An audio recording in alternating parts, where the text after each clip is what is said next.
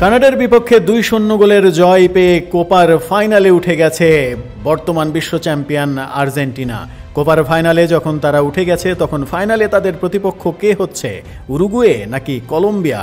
কাকে ফাইনালে পাচ্ছে আর্জেন্টিনা? এই আলোচনা এখন সারা পৃথিবী জুড়ে শুরু হয়েছে। এবারের কোপা আমেরিকা যদি হয় একটি নদী, তবে এর এক প্রান্তে শান্ত সুবোধ, অন্য প্রান্তে খরস্রোতা বিধ্বংসী। সেখানে কে কাকে কখন ফেলে দিচ্ছে, কার হৃদয় ভাঙছে, কে করছে রণহুঙ্কার, তা দেখার মতোই। ওপারে আর্জেন্টিনার তা বোঝার কথা নয়। ইকুয়েডরকে হারিয়ে সেমিফাইনালে খেলেছে কানাডার বিরুদ্ধে এবং কানাডাকে হারিয়ে ফাইনালে উঠে গেছে। এখন অপেক্ষা তাদের, ফাইনালে তাদের প্রতিপক্ষ কে হবে, উরুগুয়ে নাকি কলম্বিয়া? টানা 27 ম্যাচে অপরাজেয় ধারায় তারা। হামেস রদ্রিগেজ আবার ফুটবলের সোনালী ফুটবল ফোটাচ্ছেন যেন মনে হচ্ছে। কার্যকারিতাই হয়ে উঠছে বড় বড় বাজি। এই ম্যাচ আসরের অন্যতম সেরা দ্বৈরথ হতে যাচ্ছে, এমনটাই ভাবা হচ্ছে। সেই ম্যাচ অতিক্রম করে কে আসবে আর্জেন্টিনার সামনে, সেটি দেখার বিষয়।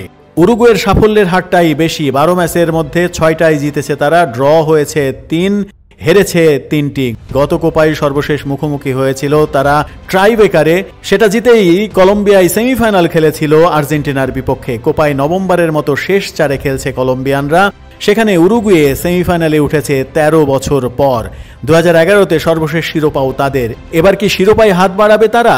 তবে তার আগে কলম্বিয়ার বাধাটা আজ রাতেই তাদেরকে পেরোতে হবে। তারাও রঙিন স্বপ্ন বুনছে। শেষ পর্যন্ত আর্জেন্টিনার প্রতিপক্ষ ফাইনালে কে হয়, কোপা কতটা আরও জমজমাট হয়ে ওঠে, সেটা দেখার অপেক্ষায় কোটি কোটি ফুটবল ভক্ত।